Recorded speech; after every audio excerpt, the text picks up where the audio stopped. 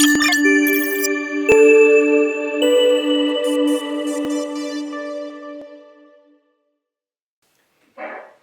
welcome to Tech Today Show. This is where we explore pressing topics that shape our society today. I am your host, Chris Mwololo. Our sign language interpreter is Tobias Omondi. And today we are discussing a vital issue, that is communication and collaboration in the digital age, particularly among persons with disabilities.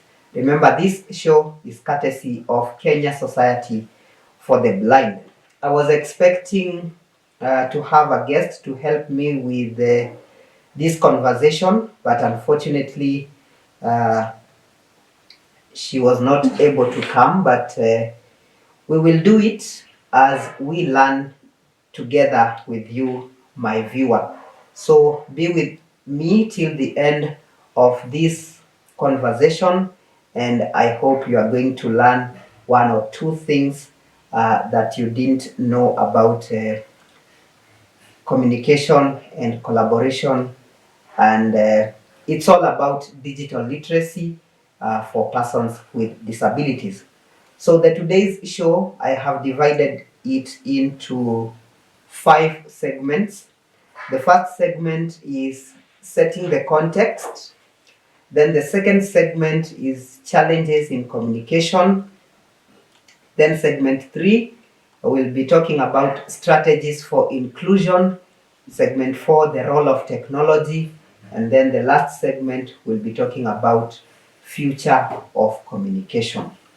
So just to start, the first thing that I would want to talk about is how communication has evolved, in the digital age, and especially for persons with disabilities.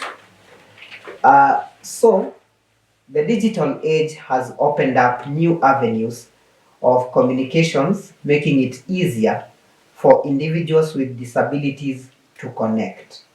Assistive technologies, social media platforms, and video conferencing tools have fundamentally changed how we interact. And it's also important to note that where there are advancements, barriers still exist.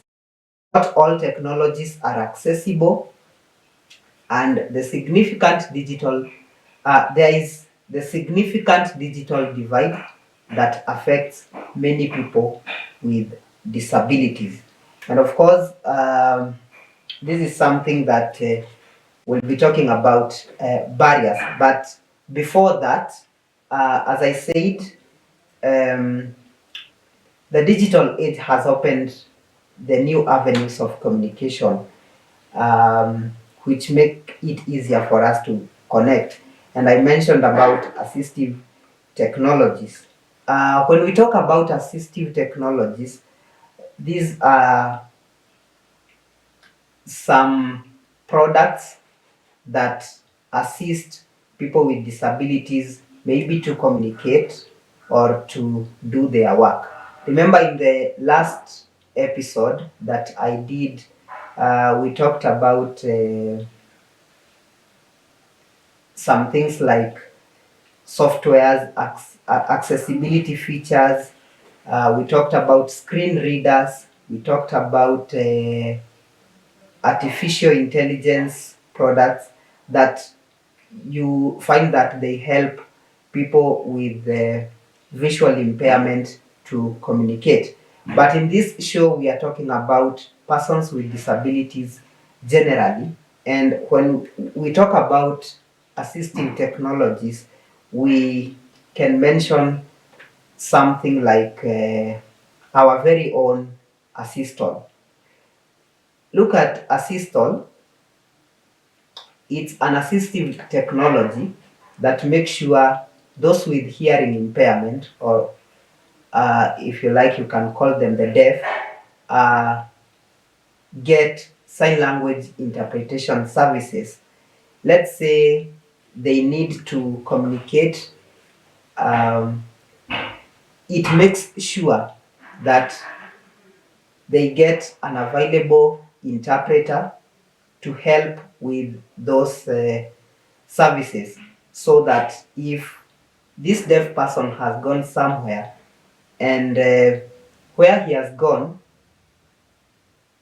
there is no a sign language interpreter, or maybe the people there they don't understand sign language, you can find that using Assistol, uh, that deaf person can be assisted to make sure there is no communication barrier. Assistol is just an example I have given there. And of course, when we talk about assistive technologies, we can have so many examples. And of course, I also mentioned about social media platforms. Nowadays, you find that persons with disabilities, we are also in social media platforms. We are in Facebook, we are in X, we are in Instagram, we are also in TikTok, WhatsApp, all those things we can access because of the assistive technology.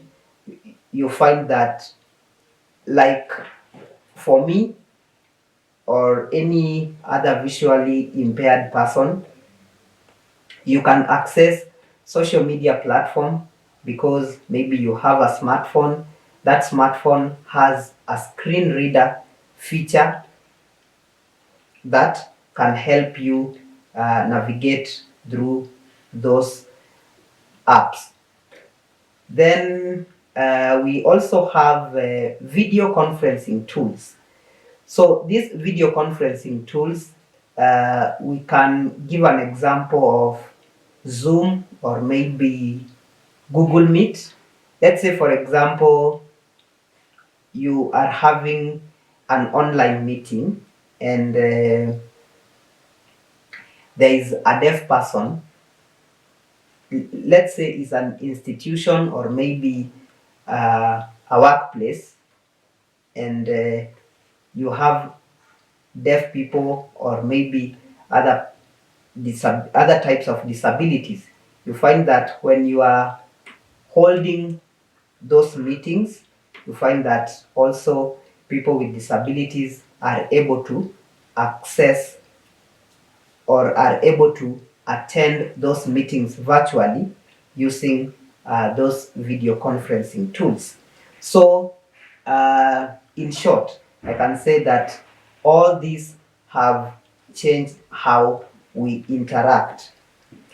Then we can also say that as much as we talk about those advancements, there are challenges that people with disabilities face. And one major challenge is accessibility. For instance, many websites and apps are not designed with accessibility in mind.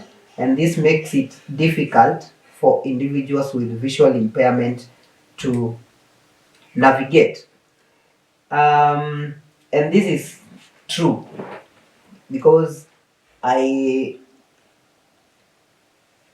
I always talk with my fellow VI people and they tell me some websites, if you try to access them, the screen reader, whether you are using TalkBack or there is another one called Shine Plus, you are not able,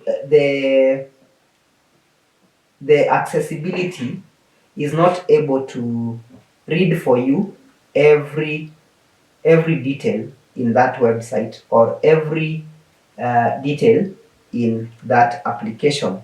So that makes it difficult for the individuals, especially those with visual impairment, to navigate because other individuals with other disabilities can maybe navigate easily because they are able to see. But for us, we depend on the screen readers, which are text to speech.